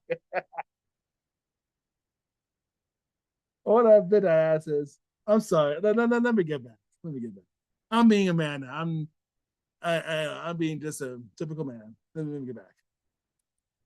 I know them things heavy. Your neck hurting. You ain't barely got a neck. I know your back in pain. Them titties are.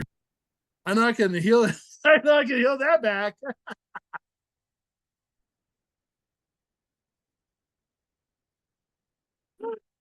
Oh boy.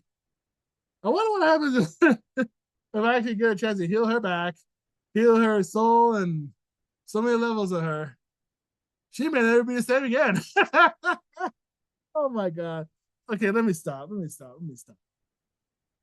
Huge. Anyways, in the beginning of the clip, she said, stop all that coon shit, referring to someone else, talking about how we keep killing each other. That should be a focus. There's a lot of hypocrisy at play with this case. Y'all up in arms and y'all come out like clockwork when it's black versus white. But when it's black on black, the first thing you say is, well, Mexicans kill Mexicans, whites kill whites, Asians kill his Asians. Ma'am, you don't see them in the street acting like this, though. It's ridiculous. We coming out and marching at any given time, and it's white versus black. When it's black on black, we don't say shit. At a certain point, this behavior, it gets old. I don't have an opinion. I don't have an opinion here. Just like Karmelo was doing. I'm glad you just said that. That's what Karmelo was doing. Protecting his motherfucking.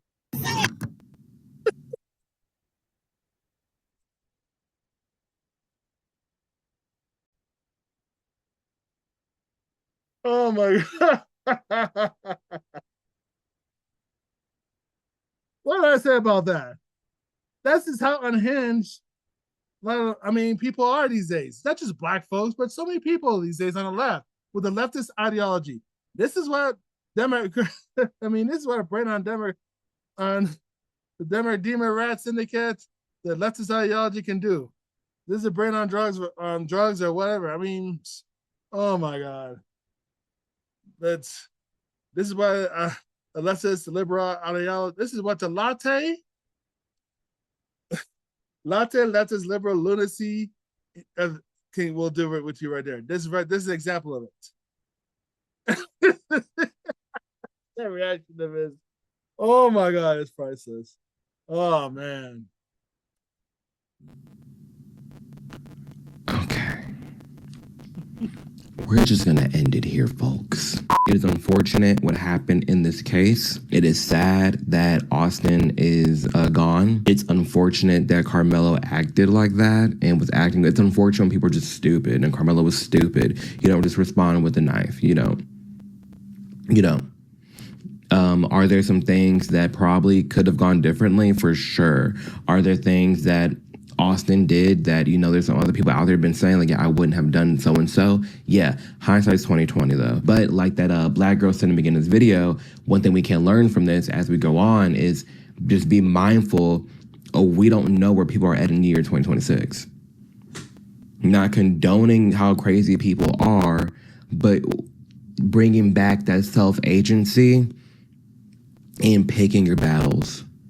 And sometimes it's not that crucial. Sometimes it's just not even worth your time, because you don't know how crazy somebody can be. Unfortunately, it's sad. Like, I genuinely feel bad for Austin's family. I do. But do I think that there are some things that he could have done differently? Yeah, and that's been talked about throughout this video. Other people have talked about it. For sure, but also it's not condoning what happened to Karmelo. So that's this case. That's my update video on this and everything that's happened. Let us know in the comments below what you think about this. Do you feel like some things could have gone differently? Are you on Karmelo's side for some reason? Are you on Austin's side? I don't know.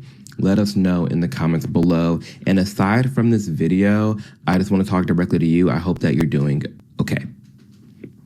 I don't know what's going on in your life right now, but what I do know is that our time here is limited. So I hope that you're not wasting your time stressing about some bullshit. Friendship drama, family drama, life drama, health-related stuff, anything. I don't know whatever's going on in your life, it will pass. This is the season that you are in, and you will get through it. You just have to have a plan, be very stern, direct, keep your eyes on the prize, and keep it pushing. but you can do this. I have faith in you. You're still here watching the end of this video right now. You a real one, you a homie, and you got this. So with that being said, thank you for the love and support on this channel. Thank you for watching the video, subscribing, sharing. Thank you for your time. It means the world for me. And yeah, we're on a road to 1 million subs. I cannot wait for it. And yeah, much love. And I'll see you right in the next video this week. Deuces. All right. The great advice, Amir. Great advice. I like that. I like your enthusiasm and things like that. I love it. This is why I'm sharing this, guy. This is why I'm doing this. It's because of brothers like him give me some real serious hope. It gives me some really hope that I have lost years ago with this whole COVID lockdowns and all that kind of stuff. People like him is giving me more hope again. And of course, I'm starting, I guess, me, tapping into the forces of the highest good and everything is giving me some hope too, for me to start helping getting people hope as well, spreading more hope as well. So anyways, hold on, I'll be right back.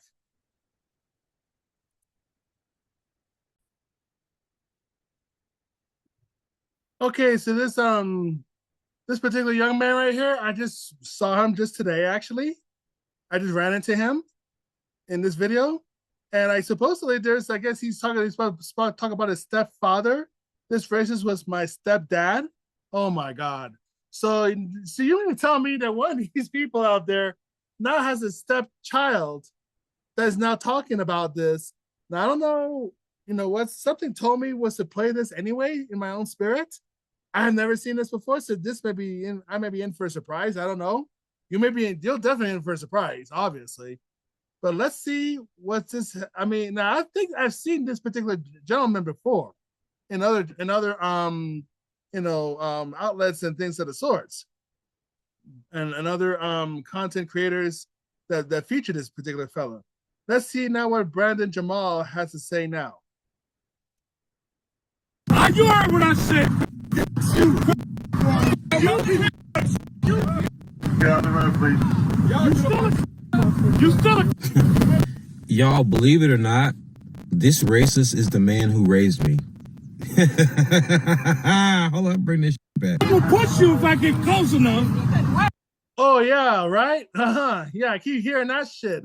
Listen, before I go any further, before I let this brother go any further, listen, nigga, you think you want to talk about pushing people and stuff like that if you can cross the street? Yeah, exactly, because you're too goddamn fat and lazy to walk up there to do anything to anybody.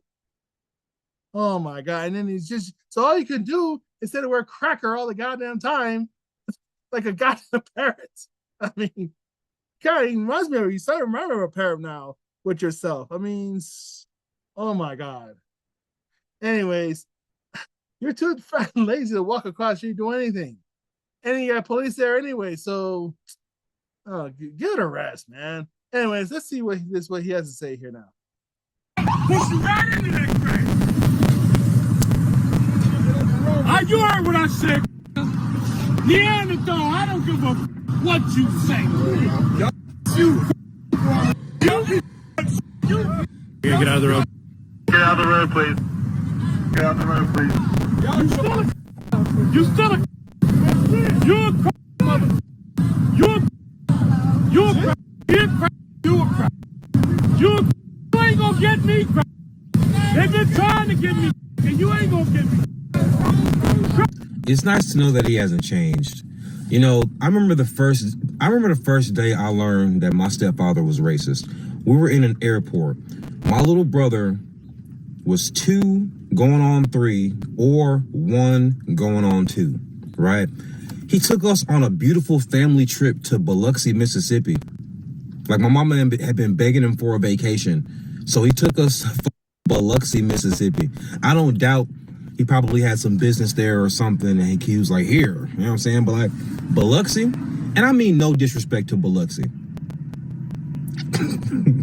So anyway, though, so on the flight there, my little brother, he could ride on my mom or his lap, right? But my little brother turned 2 or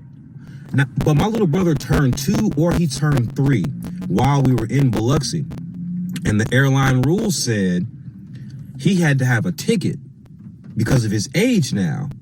And they were arguing like, well, he flew down here on somebody's lap. But the dude said, yeah, but sir, you literally just confirmed that he turned of age while y'all were there. So he needs his own ticket. And my stepfather was arguing with this man about the rules. And eventually he just called the man right to his face. And the man got beat red. Do you hear him? He turned as red as my damn shirt. And he kept his composure. And he said, you're not flying here today, sir. And he was like, what do you mean I'm not flying here today? What do you mean? He said, not with this airline, sir. Not after that racist remark. And my stepfather, like a typical entitled black, started screaming and hollering some more, thinking he was going to be able to justify him using the C word because he was upset. You know, like I said, this whole entitlement in our society at all levels and all colors and all races, backgrounds, strange creatures, the whole works has been it has gone off the charts. It really has. Whether you're trans, whether you're native, this entitlement has it's really gone off the charts. Thanks, of course, to wokeism. Wokeism has really raised the people's entitlement to such levels that it's off the charts. Let me continue this, but actually, let me have him continue by saying this. The entitlement is at an all-time high.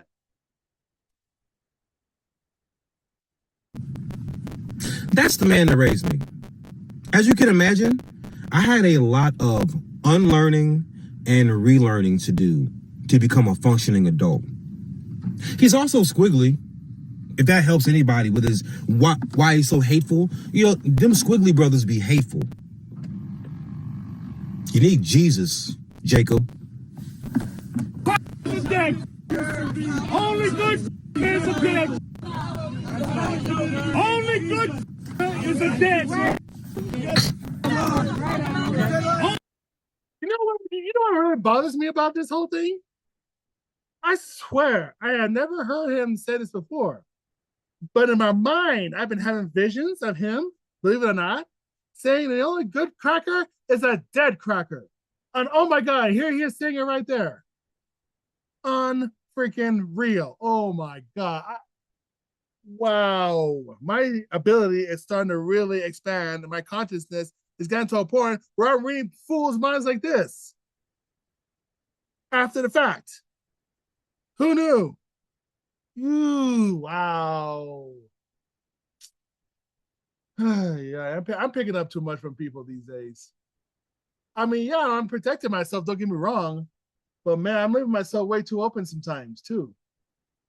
And I thought it was just my imagination just to see him. And when I had visions, I was saying, a good cracker is a dead cracker. And here we go. Here he is saying again. Actually, let me see if we can rewind this again and hear him.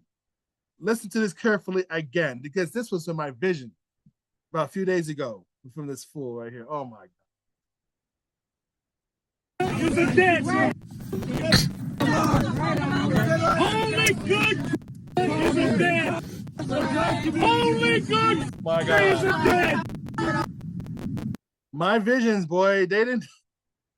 Oh my God, hold on. Oh my God. Oh, okay. Continuing on. The fact that I even had this vision of this guy saying a good cracker is a dead cracker, and then now we've seen this. Oh my goodness. Wow. I gotta talk to Rabbi about this to see. Man, that's a trip. I just thought it was just my imagination or running wild on me, but man, when I got that vision and now here and seeing this, it's crazy. My channels have been open. Wow. That's usually what it means. My channels were opened. This is what happens when you tap into the Akashic records and various other forces as such. You get your channels open. Sometimes even when you're not planning on getting your channels open, or you just think you're just living your life, you know? Let's continue on with this. This is some of the most disgusting behavior I've ever seen. Don't believe me? Play the clip. We kill. Where I come from, we kill them. And if I ever see you outside of Texas, you will have a problem. Yup, I'm gonna wrap This fucking motherfucker's not even in good shape. Oh my god! Just the way he walked. He's disabled. He's out of shape. Ay, ay, ay. I like the smell of burning. Don't you? Don't you? Don't you? See, the time of you having fear on us is over. It's over. We ain't scared of you. We gonna do some Nat Turner. Look at this. This brother here just sitting all quiet, holding a baby. Well, I mean, what the hell? Other people were like, could you really please watch your language? I have a kid. No. This is part of the reason what's wrong with our black community right here. Nobody's checking anybody. I mean, not even the fact that when you got black on black crime like this, all of a sudden everybody comes to white versus black, all of a sudden everybody wants to, be quiet. Everybody wants to be, oh, we're today all this together, brother. Yeah, I'm home, my child. You can cuss all you want and all this. It's not okay. Just the other day, I was just talking to some people who were selling corn, roasted corn and so forth. And I did some healing demonstration on one of the sellers, on one of the owners there of the corn place that was selling roasted corn. And then there was some couple of words that I have said that stepped out of my mouth that are cuss words. And they had kids. One of them had like a young, probably about like a toddler. The other one had like a 9-year-old son and everything. But I said, "Oh, sorry, man, sorry." And I slipped. And there was they've heard worse than that. This is nothing. You can, and I was like, and in my own mind, I was like, no, that's not okay. It's not okay. But these guys were Hispanic. They were rough, rough and rough around the edges type of Hispanics. Were low riding, gangster like kind of deal. Even though they're doing good too and trying to be Christian and and being entrepreneurs and stuff. But I was thinking, no, that's not okay. In my own mind, I was a little surprised that they said, no, they've heard worse than that out of your mouth. You're good. I'm like, no, it's not good. But sometimes you just gotta respect where people are at too, But this right here, this is another example right here where we got better our black community, because he's always saying all these different words and everything. And this baby, you don't think the baby's gonna pick up on that at some point? It's already implanted in the subconscious and an unconscious. Really? Wow. Anyways. I just thought I'd point this out right there. This is one of the reasons right here. And especially a black, weak-ass liberal man that's not going to say, hey, man, I'm going to take my kid away from all this and everything. And that's another thing, too. You bring your kids to all this foolishness, the rioting and all kinds of craziness, and you wonder why your kids get hurt or why your kids get killed so easily. It's because of shit like this. It's because of shit like this. Unreal. The fact you see before you is Jacob Blake Sr., a wide-backed Negroid with a hatred for white people and a love for dysfunction. So he's out here doing his whole Black Lives Matter shtick.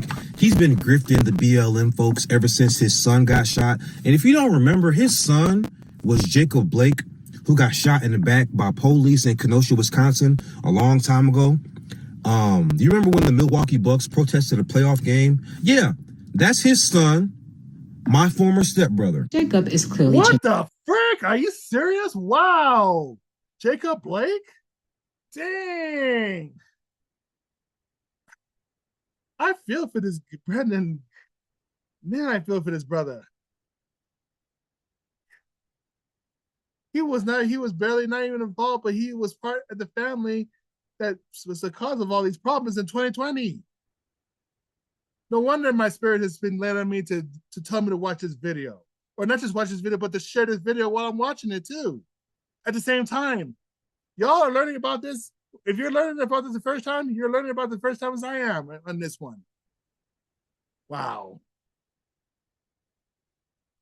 Out, but what he won't tell you is that just like Cyrus Cormack and Karmelo Anthony's parents, he also failed his child. His degenerate kid, Jacob Jr., was shot and paralyzed for life by police. For what, you say? Doing exactly what all Negroids were raised to do, become disorderly and resist arrest. Another product of the jungle jamborees. But now his daddy is mad at the world because he failed to raise his son correctly. The perfect definition of a professional victim. Let me tell you about this man named Jacob Blake. He's from the south side of Chicago, but I grew up in North Carolina because he moved us down there. The reason we moved to North Carolina is because he went to college down there in Winston-Salem State, and he got a job at a water treatment plant down there when I was about 7. So he moved the whole family down there, right? Right. Now, mind you, he tells this story with pride. A couple of months after we moved down there, one of his baby mamas put him on child support. So he quit his job. He quit the reason he uprooted our entire lives, because one of his baby mamas put him on child support. And from that point forward, he was always hustling, or he had his businesses in somebody else's name, so none of his BMs could ever actually come after him for child support. Because what is a percentage of $0? Scumbag. He had like 5, 6 kids on my mama, right? And he thought buying school clothes every other year was taking care of his kids. As a matter of fact, this man, Mr. Black Lives Matter so much, you know what he said about the black children he created outside of his marriage? You know what he said about the baby mamas, the black baby mamas? He said, "I'll never give none of them bitches no money."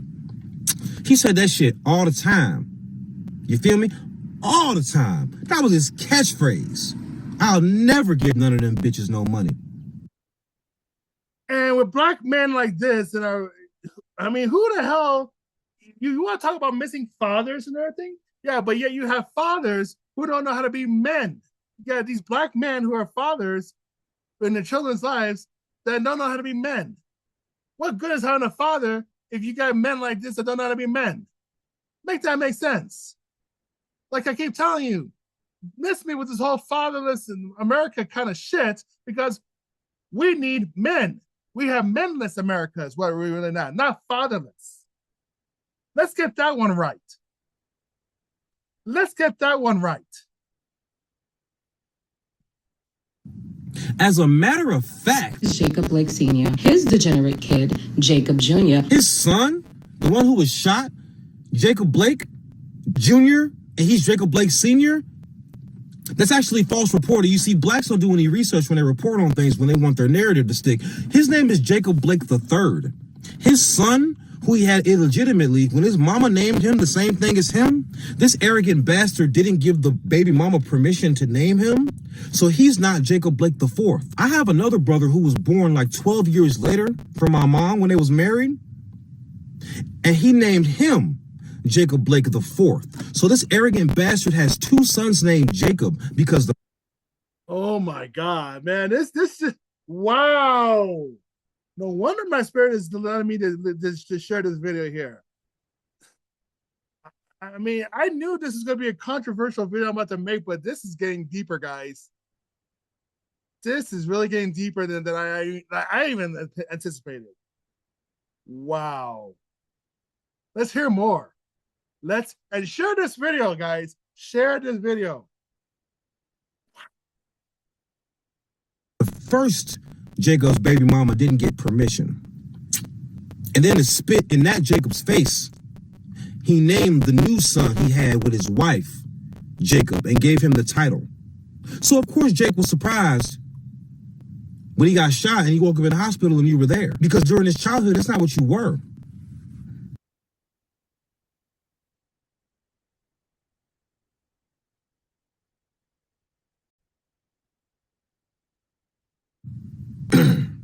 Mr. Black Lives Matter. And he's been grifting with the Black Lives Matter folks ever since. Ever since. So now he's out there, Karmelo Anthony and them, chanting, doing his thing. I'm actually proud of him. You know, when my youngest brother was born, he was the brokest thing I had ever seen in my life. And he was going through it. He was losing his mind because he was broke. Oh, did I mention? This nigga is the reason why these 3 teeth are fake. Because the son who he had raised, who had never so much as raised his voice at him, me, he woke me up to a gun cocking in my face because of an argument me and my mother had earlier during the day over food stamps. He woke me up with a gun cocking in my face because of an argument me and my mother had earlier during the day over food stamps. So the man, so the man who he had raised, who had never so much as raised his voice at him, He woke me up with a gun cocking in my face. He woke me up with a gun cocking in my face. And then when I was in the garage, after being put out at gunpoint, I'm calling around trying to figure out where I'm going to go. This man comes outside and tries to pistol whip me with it, and I blocked it. He did this twice. I blocked both of them. And then on the third one, he pump faked that one so he can get my hand in the air so he could jab me in the mouth with the barrel of the gun. Mr. Black Lives Matter. So, Mr. Black Lives Matter had a bunch of kids who he never paid child support for, who he proudly said, I'll never give none of them bitches no money. You hear me? The only good is a dead Mr. Unity. The only people who I've ever heard of or seen you inflicting bodily harm on are black people. Nigga. Yeah. See, that's the hypocrisy. I love chanting about how the white person is the enemy, but the only people who you get violent with are blacks with your black ass. Yep. And then you want to bitch when people talk about black on black crime. In 2023, there were like 19,000 homicides in America. 11,000 of them were black people, mostly done by other black people. But you want to be online, Black Lives Matter. It's for a show, openly okay with being racist. Like, who says these things? And then all the blacks around you are like, yep, that's right. Grown people. Then y'all wonder why these kids ain't got no damn sense. Look at your adults. My point proven. My point exactly. My point exactly. Look at the people who you follow. And I know who he is. He's charismatic. He'll make you laugh. He's funny. He's the reason he's literally half of the reason why I'm funny. I walk, talk, and act a lot like him, except for I actually have morals, because I let North Carolina raise me instead of the ghetto-ass city household that I grew up in.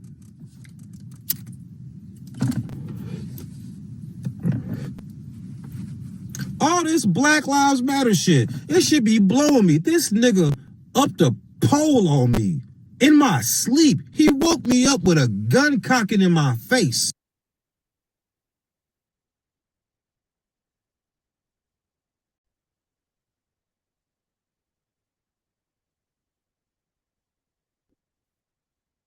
Wow.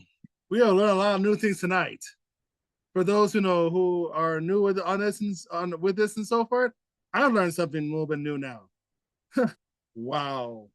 You guys if you guys see this video, really pass this all out along. No wonder my spirit's really been letting me to do this. Despite all the chaos, the video interruption from a thunderstorm and everything.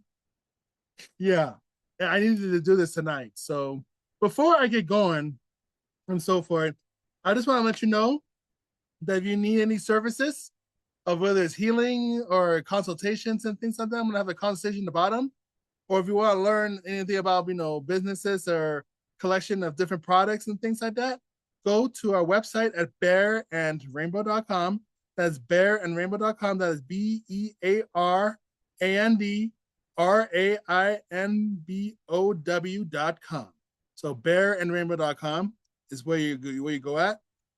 And one of the key things that you can do is also go to our services here. Click on our services and go to our Patreon website at patreon.com/Bear Rainbow Shamanic Healers. That is patreon.com/Bear and Rainbow Shamanic Healers. So that's one of the key things that you guys can start to do. And if you want to, you guys could also start to go to our book, an ebook, Short Stories to Psychic Protection with Bear and Rainbow. And you can go ahead and click on it, and you can start buying it for $5 or less, for ebooks. So go check out our ebook on Amazon, and then go ahead and purchase that, as well as precious metals right here. I will actually show you that in a bit. But let's go ahead, and I'm going to show you another way how you can donate right here. Come on. Okay. So you can go to bearandrainbow.com/donate, and you just go ahead and click on the donate via Square, and you just simply just follow instructions, and then just go ahead and donate however much money you'd like to donate to us for our services and for our products and things of the sorts. Now, you can also check out our products area here at bearandrainbow.com/products. That is bearandrainbow.com/products. You're going to get, like, of course, right here, you purchase our book right here, our ebook, like I said. You can also, of course, purchase our manual, our psychic protection manual here after the purchasing the ebook, so you can learn more how you can go ahead and psychically protect yourself. And I would also encourage you to start taking some form of martial arts training, boxing, wrestling, MMA, whatever kind of training you do as well, and learning how to do psychic protection too. So I'd encourage you to do that as well. I've done it, and Rainbow's done it, and we're gonna. Well, at some point, and we're exercising and so forth, but we're gonna start training again at some point in the future. So, don't get it twisted, guys. We're cool, we're healers and everything, but we're also fighters as well. So we just know how to fight the right way as well. So, and then of course you can check out the roasted coffee area, precious metals. Check this out, and also deworm or detox with touchstone essentials right here. So check those out. If you have any questions, just go ahead and ask us questions at the bottom at the description area, and then we'll contact you. So we'll make sure you leave your name, number, or even an email for that matter too. So leave your name, number, and email. That way we can get back with you as soon as possible. So, and then of course to contact us, let me show you how to do that.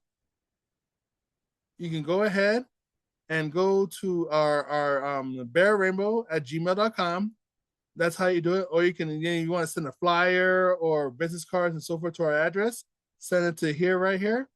And that way you can send it there. And also if you want to send money to a donation, don't send cash, send a check or money order to this address as well for the donations, as far as cash or money orders. And you can even also go ahead and check out, go to our Facebook. And if you want to contact us there too, you can contact there on our Facebook fan pages. And ask us some questions and things of the sorts. So that's kind of how you got to do it. But really the best thing you can do is just become our patron at patreon.com/Bear and Rainbow Shamanic Healers. For you to not only contact, for you to become, so in other words, pay to become a paid patron for $15 a month, invest in that. And that way you can really contact us, and then we can really touch base with you more. And that way you can also become our client as well as our patron too at the same time, and that way we can really help you, to be your best, to be your best and things of the sorts. So once again, it is bearandrainbow.com/contact. That is bearandrainbow.com/contact. So that's kind of how you go about it. Now, let me even show you another thing I wanted to show you before we get going. So the blogs right here, there's a couple blogs that are pinned. I'd like to have you guys to look at.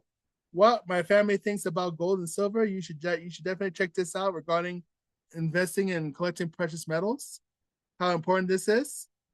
And then also, of course, you can go ahead and check out the sites at the bottom as well, especially Rainbow's pot of gold right here.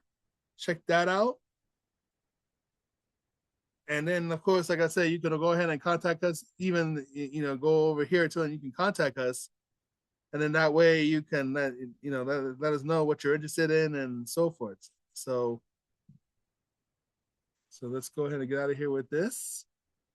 And then you can go ahead and also check out Standing Bird Thunderheart Heals clients at health fair events. Check this out as well.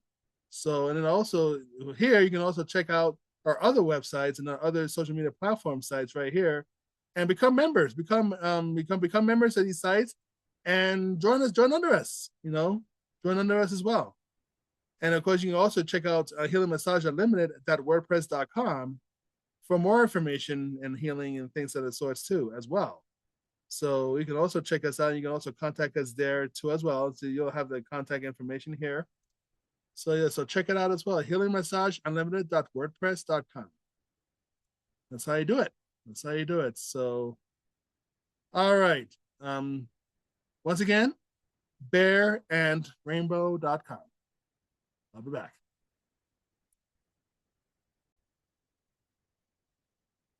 Okay, so before we conclude this video, of course, I'm going to share some other videos afterwards, but I want to share this with you really quick here.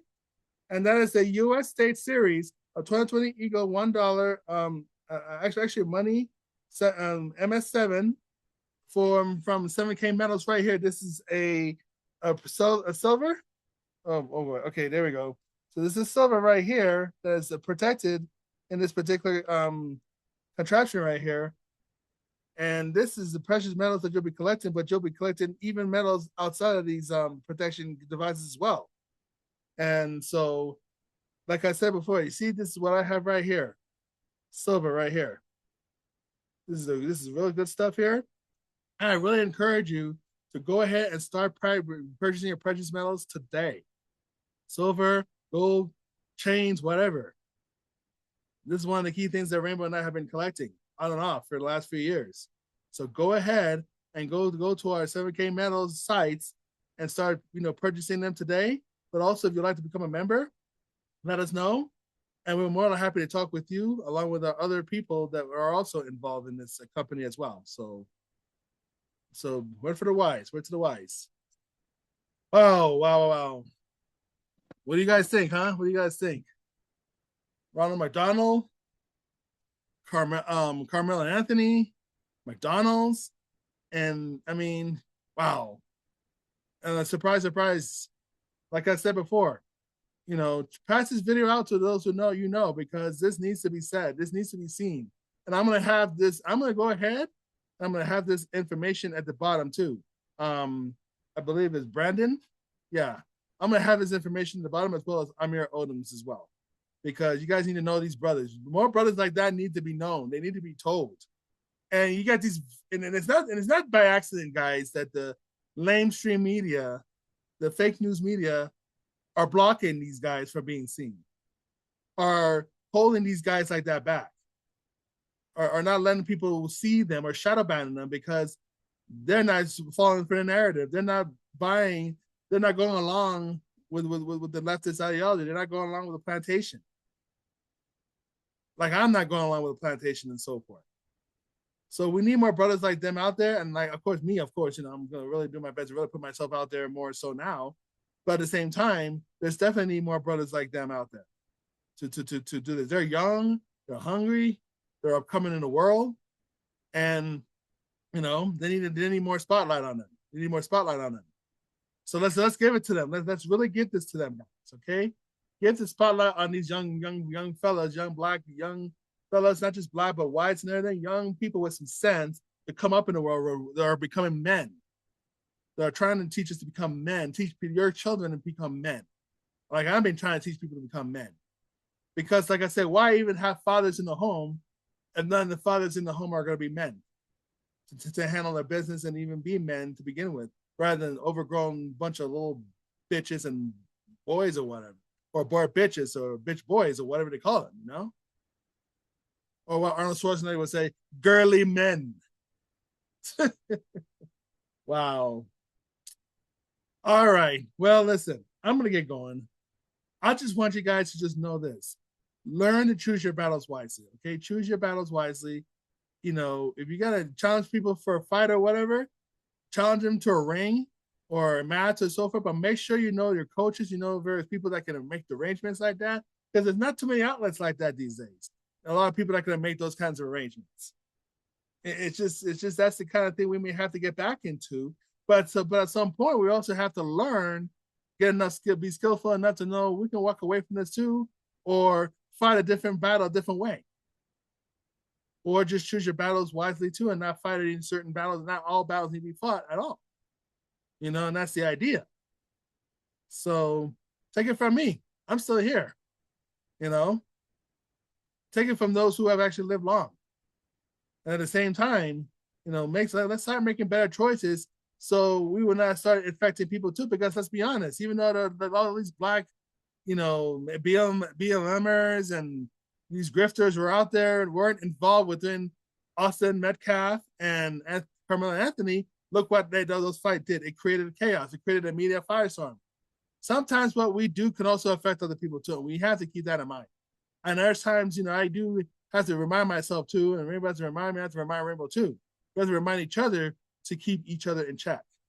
That's what a good woman does. That's what a good man does. And it's not just being men. I don't know. Let me just back up and also say it's also women too. Black women need to become more women.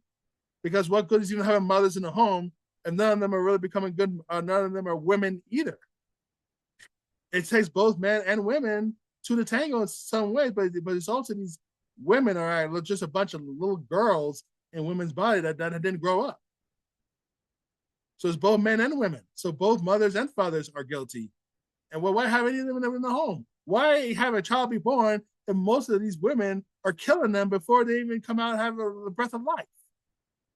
I mean, like I said before, you're more likely to die in the womb than you do gang violence. And that shit needs to change all around within the Black community. That needs to change all around. So drain the swamp, burn the plantation, disintegrate the hive mind. I will leave you guys at that. Now, have a great week, stay safe, and I'll be talking to you all later. Healing is all that is.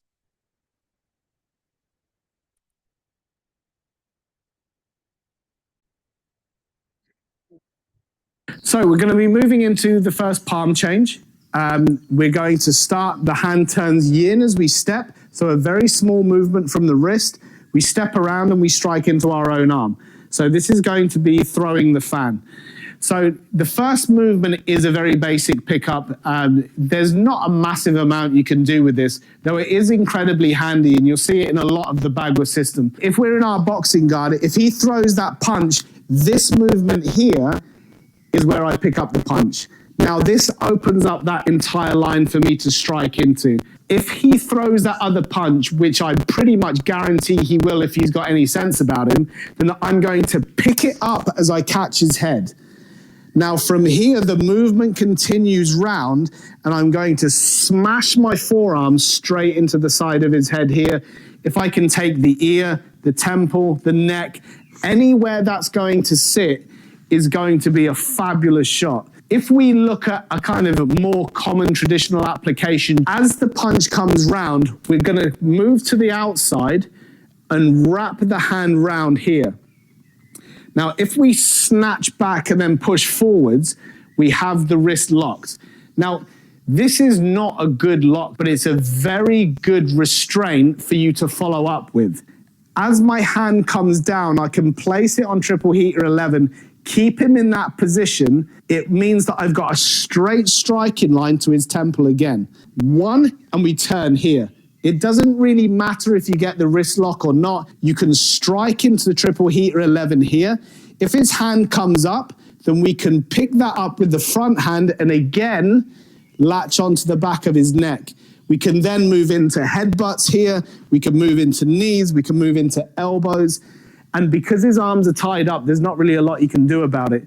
I will reiterate that fights do not work like this, though you might find yourself in a position that is familiar, okay?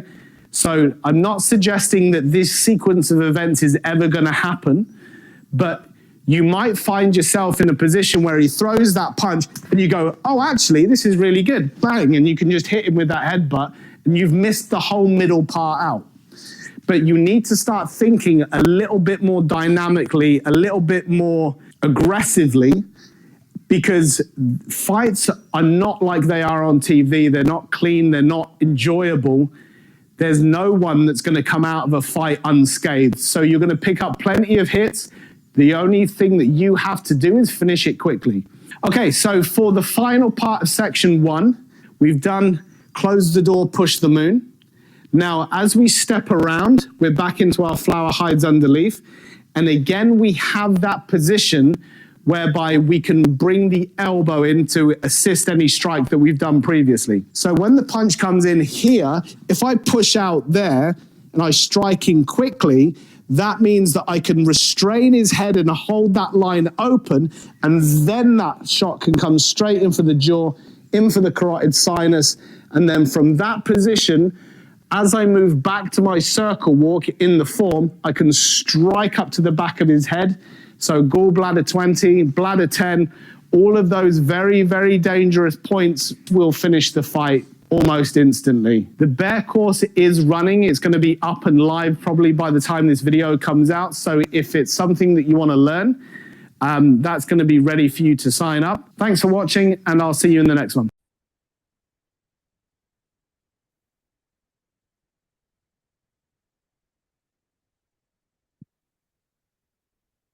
Good.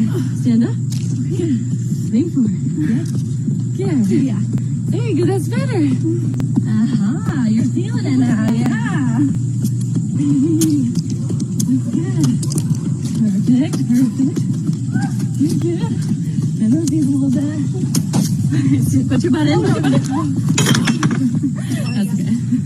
Good job. That was better. High five. You got it. Yeah. I'm gonna have to buy one of these.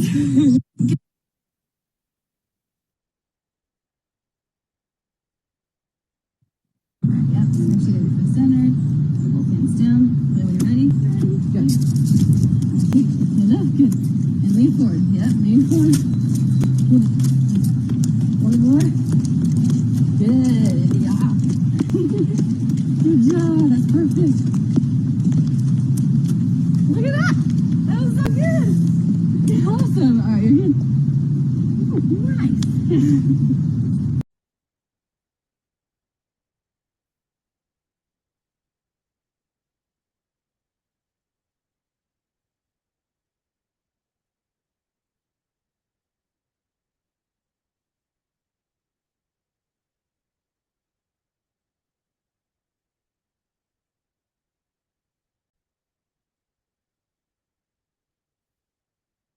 Lioness of War, Sekhmet.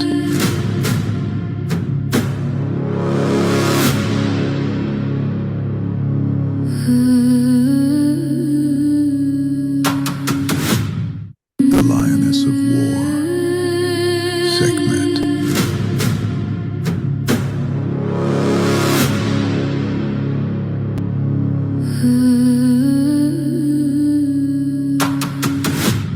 The Lioness of War.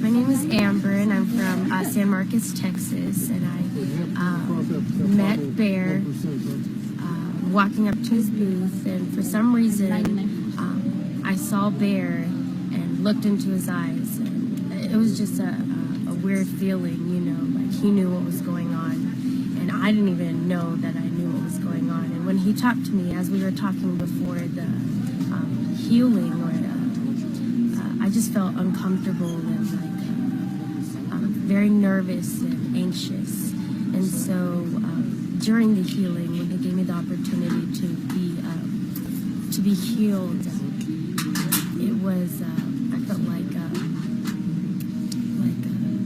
something was really heavy on my back. You know, I didn't think that I could put all that sludge. You know, I didn't think I could focus it all on my back. But when I didn't think about it, it was all there, and then I couldn't get rid of it. I was like, oh my goodness, my back, you know.